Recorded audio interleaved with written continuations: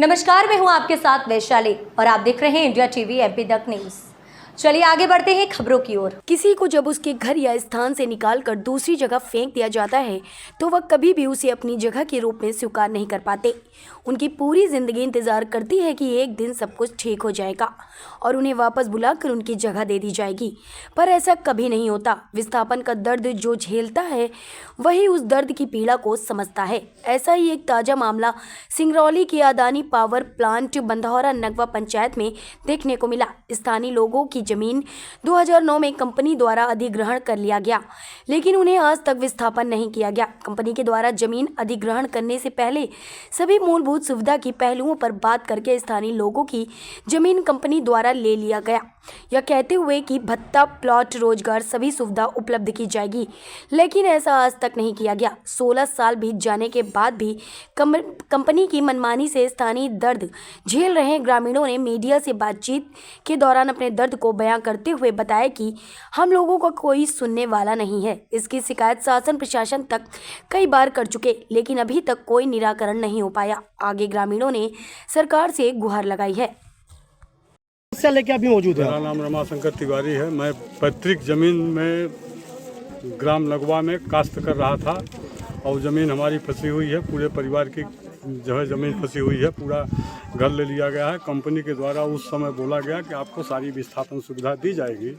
हमने कहीं मना भी नहीं किया। आज तक कंपनी वाले कार्ड देने के बाद विस्थापन कार्ड देने के बाद फिर कुछ दिन में जा कर के धोखा हमारे साथ में किया गया। सब जगह दस्तखत बनवा लिया गया कि हम सब सारी सुविधा आपको देंगे। अब बाद में जो है ये विस्थापन कार्ड देने के बाद भी न तो विस्थापन का सुविधा गया, न प्लाट दिया गया और न ही कोई सुविधा दी गई। कहाँ यहाँ पर हमारे सामने घर का सर्वे करते समय, सब ज़मीन का सर्वे करते समय सब कुछ लिख करके, आवासीय वगैरह ले करके लिख करके गए। वहाँ जाके कागज़ अपने ऑफिस में जमा कर रहे हैं। बाद में क्या लिखे, कैसे लिखे, क्यों नहीं दिए हमको। ये कार्ड किसके द्वारा स्वीकृत की गई? प्रशासन के द्वारा, कंपनी के द्वारा? प्रशासन के द्वारा, कलेक्टर के द्वारा। ये देख लीजिए, कार्ड दिखा हुआ है। कलेक्टर के द्वारा स्वीकृत विस्थापित के लिए किया गया है, लेकिन फिर भी नहीं दिया गया। इस तरह से जो है 420 कंपनी के द्वारा किया गया। और तत्काल में जो है बाहर किया गया अदानी वाले भी आज तक नहीं आ रहे हैं। आने के बाद बोलते हैं हम काम करेंगे और धमकाते हैं तरह तरह से। तिवारी जी, आप लोग कुल घर में अपने खानदान में 24 लोगों का मामला है। हमारा 24 लोगों के मामले के साथ साथ समूचा पूरा गांव भी आपके साथ है।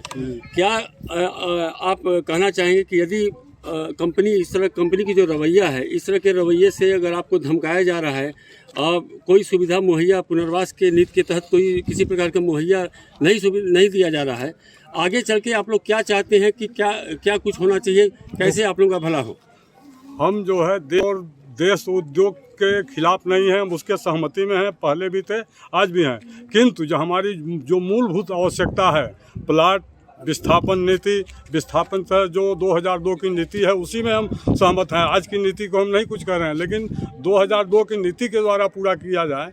इसमें जो है तरह तरह के क्लाज न लगाए जाएं। हमारी जो है देख ली जाए, 1961 से हम जमीन पर काश्त कर रहे हैं। हमारे पिताजी काश्त कर रहे थे, पिताजी स्वर्गवास हो गए हैं, माताजी स्वर्गवास हो गई हैं। अब उस जमीन पर हम काश्त कर रहे हैं, फिर हमारे बच्चे काश्त कर रहे हैं। क्या नाम पड़ेगा आपका? रमाशंकर तिवारी। ये फरियाद कहाँ सुनाना चाहते हैं आप? ये फरियाद जो है प्रशासन के साथ, कंपनी के साथ, जो भी अथॉरिटी हो सबके साथ निवेदन करना चाहते हैं कि हम काम जो है किसी तरह से बाधित नहीं करना है। हम अपने आवश्यक मूलभूत विस्थापन आवश्यकता जो नीति है उसके तहत हम अपना विस्थापित होने के लिए, विस्थापित का जो नियम है, नियमावली, उसके तहत कंपनी काम करे। हम किसी तरह से रोक टोक की ज़रूरत नहीं है। हम अपने मूलभूत आवश्यकता के लिए कंपनी से गुहार लगा रहे हैं, सरकार से गुहार लगा रहे हैं। फिलहाल के लिए इस खबर में इतना ही। बने रहिए इंडिया टीवी एमपी तक के साथ। नमस्कार।